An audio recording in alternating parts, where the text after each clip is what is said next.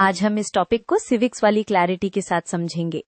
Focus ये रहेगा कि फ्री और फेयर इलेक्शंस का मतलब क्या होता है, इंडिया में कैसे इंश्योर किया जाता है और रियल एग्जाम्पल से कैसे प्रूव होता है। सबसे पहले हम मीनिंग क्लियर कर लेते हैं। जब मीनिंग क्रिस्टल क्लियर हो जाता है तब एग्जाम्पल्स और मैकेनिज्म्स अपने आप लॉजिकली फिट होने लगते हैं। फ्री इलेक्शन का आइडिया ये है कि वोटर और कैंडिडेट्स पर कोई प्रेशर ना हो। फेयर इलेक्शन का मतलब है रूल्स सबके लिए सेम हो और रिजल्ट लोगों की रियल चॉइस को रिफ्लेक्ट करे। दोनों मिलके इलेक्शन को लेजिट बनाते हैं। अब एक क्विक क्वेश्चन, डेमोक्रेसी में गवर्नमेंट को पावर कहाँ से मिलती है? राइट, पीपल के कंसेंट से। इसलिए इलेक्शंस फ्री और फेयर नहीं होंगे तो पूरा डेमोक्रेटिक बेस वीक हो जाता है। इंडिया में फ्री एंड फेयर इलेक्शन सिर्फ इंटेंशन नहीं है, इंस्टीट्यूशंस और रूल्स के थ्रू इम्प्लीमेंट होता है। सबसे central role election commission of India का है, जो रेफरी की तरह गेम को क्लीन रखता है। फेयरनेस का पहला पिलर होता है सबको वोट देने का इक्वल राइट। इंडिया में यूनिवर्सल अडल्ट फ्रेंचाइज ने इसको एंश्योर किया, मतलब कास्ट, रिलीजन, जेंडर या वेल्थ के बेसिस पर वोट देनी नहीं होता। सेकंड पिलर है क्लीन कंपटीशन। इसके लिए इलेक्टोरल रोल सही होना जरूरी है, पोलिंग प्रोसेस ट्रांसपेरेंट होना चाहिए और सीक्रेसी ऑफ वोट प्रोटेक्टेड होनी चाहिए, ताकि कोई आपको फोर्स करके चेक ना कर सके कि आपने किसको वोट दिया। अब पार्टीज और कैंडिडेट्स के बीच फेयरनेस के लिए मॉडल कोड ऑफ कंडक्ट का रोल आता है। आइडिया सिंपल है, रूलिंग पार्टी के पास पावर होती है तो मिसयूज का रिस्क होता है। एमसीसी उस मिसयूज को लिमिट करता है, स्पेशली इलेक्शन टाइम पर।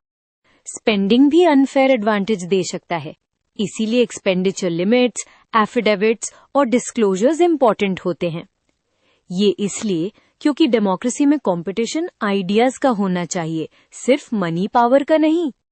चलिए अब कॉन्क्रीट एग्जाम्पल्स पर आते हैं, क्योंकि एग्जामिनर को सिर्फ थ्योरी नहीं, इंडियन पॉलिटिकल सिस्टम से प्रूफ चाहिए।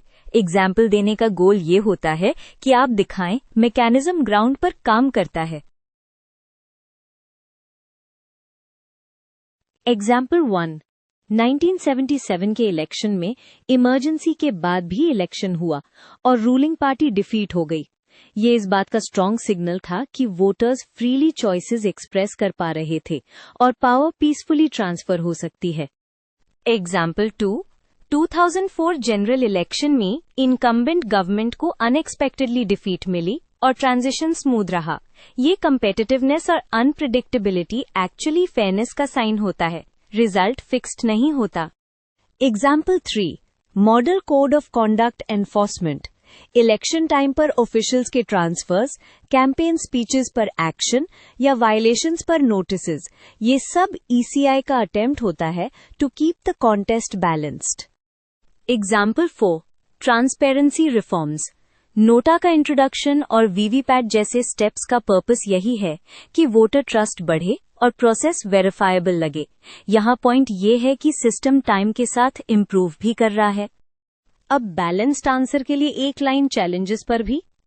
Free and fair elections ideal है, बट चैलेंजेस जैसे money power, misinformation, caste और कम्युनल अपील्स और इंटिमिडेशन का रिस्क रहता है।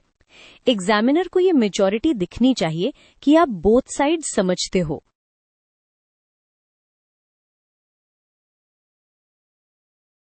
फाइनली कंक्लूजन ये है कि इंडिया का electoral system largely free and fair बनाने के लिए इंस्टीट्यूशंस, लॉज और पब्लिक पार्टिसिपेशन पे डिपेंड करता है।